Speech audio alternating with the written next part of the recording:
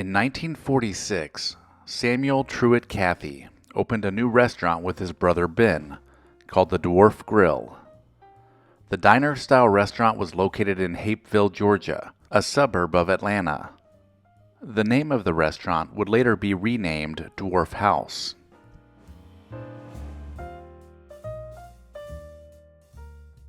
It was in this diner, nearly 20 years later, that Cathy developed a new chicken sandwich recipe. Hand-breaded and perfectly seasoned, the chicken was cooked in a pressure cooker and served on a toasted, buttered bun with 2 pickles. These sandwiches were a hit at the Dwarf House, so Cathy looked for other opportunities to sell the sandwich. He found an opportunity with a new diner chain called Waffle House that was located in and around Atlanta.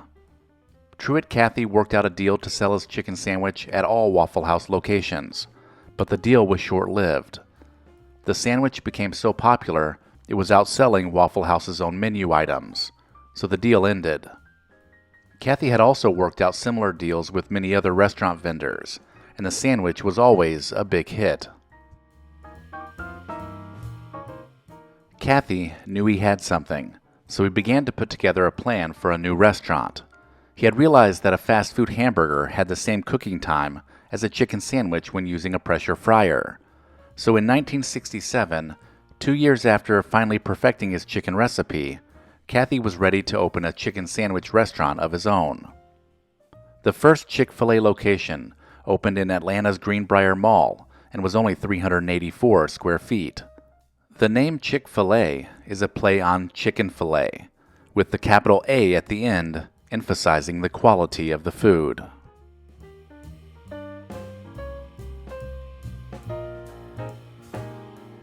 Between the 1970s and early 1980s, the Chick-fil-A chain began to extend its reach, opening more and more locations in shopping mall food courts across the Southeast. The key was to keep the menus small and focus on customer service. If you've ever been to a Chick-fil-A, the friendly service is what sets them apart.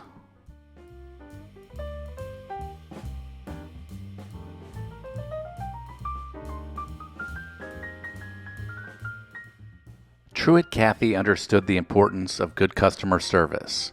As a young boy, he would sell Coke door to door and turn a profit by serving them cold.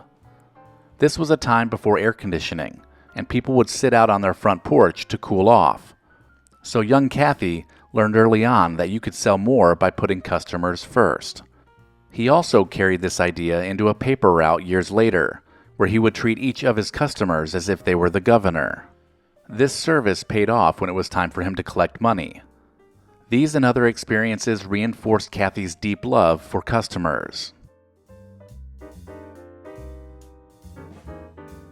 So with his Chick-fil-A restaurants, he insisted employees treat every customer as if they were the president.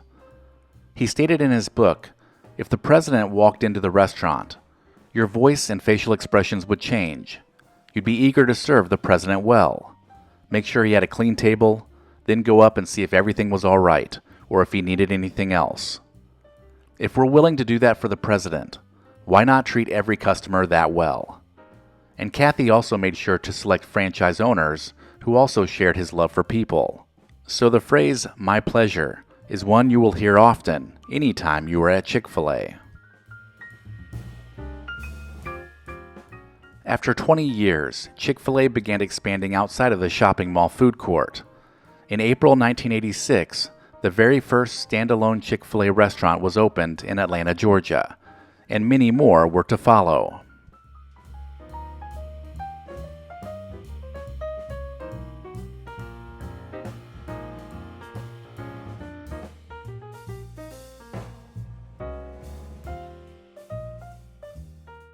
For Cathy, his family was always his central focus, and it would shape his unique approach to his business.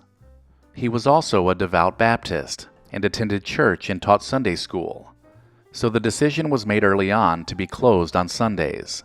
Cathy began this tradition when he opened the Dwarf Grill back in 1946.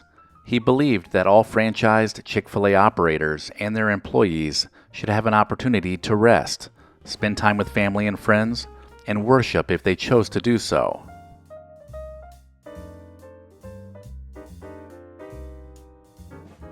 Chick-fil-A has remained a private company, primarily for religious reasons outlined by founder Truett Cathy. He knew that publicly, Chick-fil-A could not be as charitable as it is privately. The deeply religious man who died in 2014 believed in charity as much as the policy of closing on Sunday. These charitable donations have also come under fire over the years. Chick-fil-A supports organizations that are in line with their religious beliefs. Therefore, many groups have opposed the company for supporting groups that oppose same-sex marriage.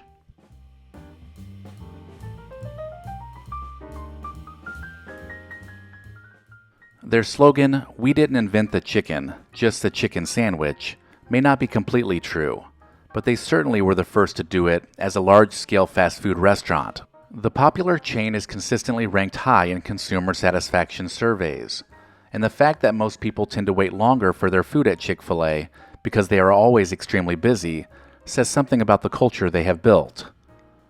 Customers return in droves to buy chicken sandwiches and waffle fries because they feel valued and appreciated when they spend their money there.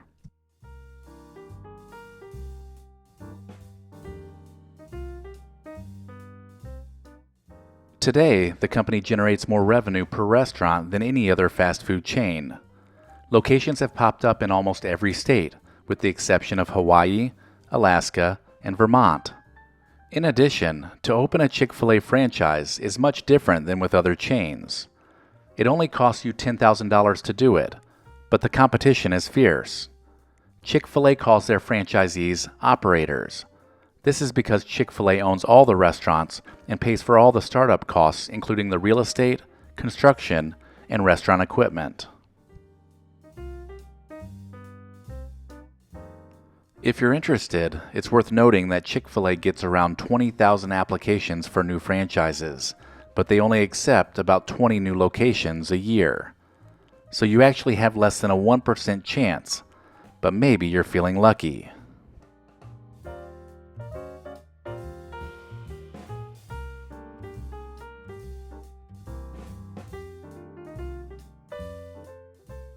Let me know in the comments some of your own memories of Chick-fil-A through the years. And as always, thanks so much for watching.